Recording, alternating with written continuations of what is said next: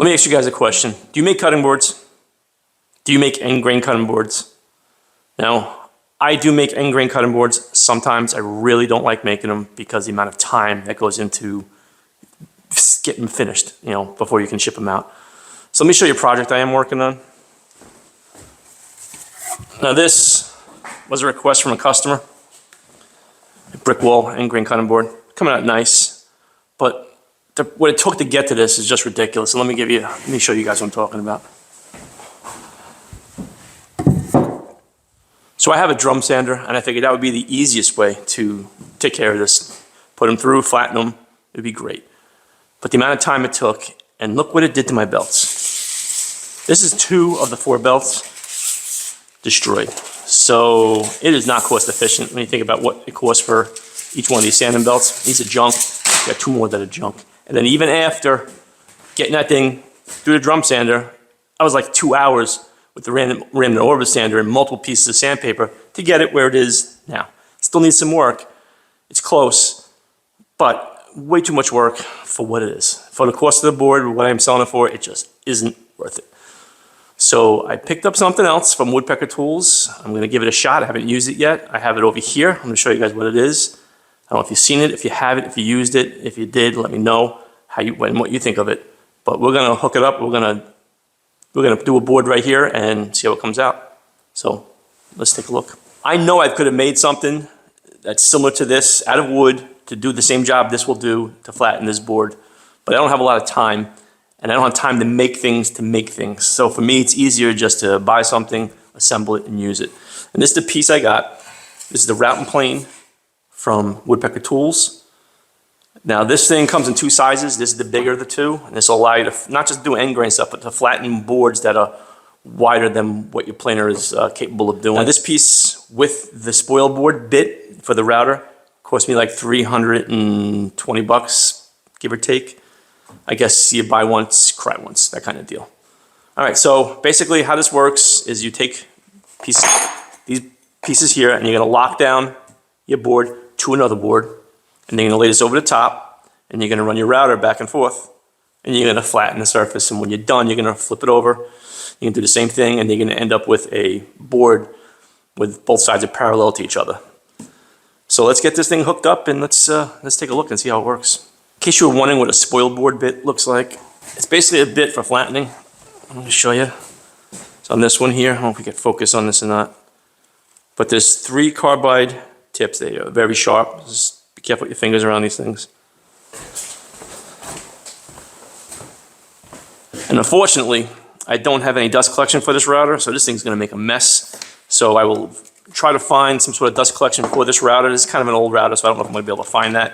Or I'm gonna have to invest in a newer router that has some sort of dust collection to try to keep some of the chips from flying all over the place.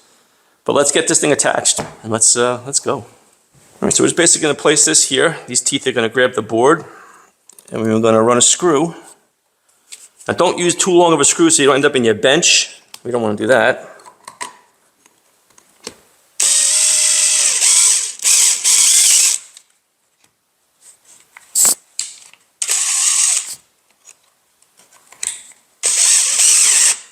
Okay, that's already digging in nice.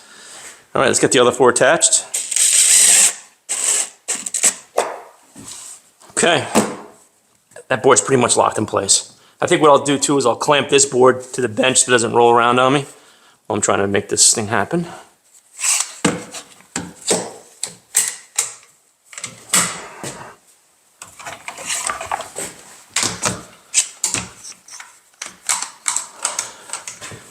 Okay, so now this board is clamped down to my bench.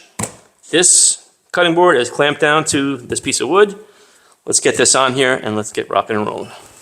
All right, so I got this bit set to take a pretty shallow cut, maybe a 1/16 of an inch, and we'll see how that does on the first pass. We may have to drop it and do it again.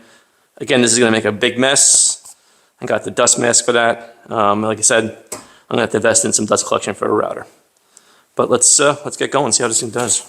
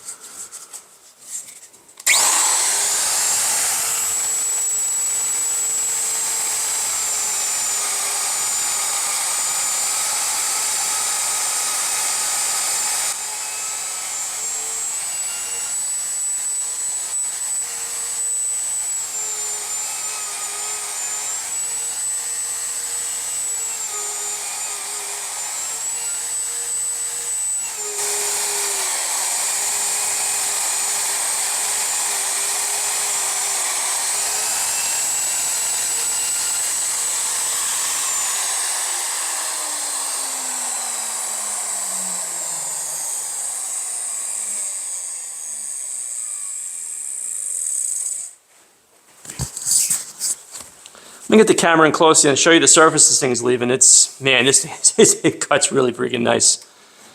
And then I'll finish it up and we'll come back after that. But let's take a look. So this is the surface it's leaving. This is flat, it is smooth, it is clean. I can see minimal sanding coming up for that compared to the surface that we're taking down. Like I said, it's about 1/16 of an inch. So I'm gonna get this finished up and I will come back when we're done. All right, so there's our surface. After going over it, it is nice and flat. The sanding, I mean, there's still sanding needs to be done, but it's going to be minimal compared to what I went through with the other boards. So I think this was a good investment. It's definitely going to speed things up when it comes to making these end grain boards. All right, you can see that dust collection is going to be a must. So I got a lot to clean up here. So clean up and we will come back. All right, so there you've seen it firsthand. This thing does a great job. I can highly, highly, highly recommend it. Again, if you don't want to buy one, you can make your own assembly with wood. It takes some time. That's the route you want to go, that is fine. And if you don't want to do that, you want to buy it, then I would head over to Woodpeckers and pick this thing up. So if you like this video, give us a thumbs up, give us a comment down below, and please don't forget to subscribe to the channel. I'll see you guys on the next video.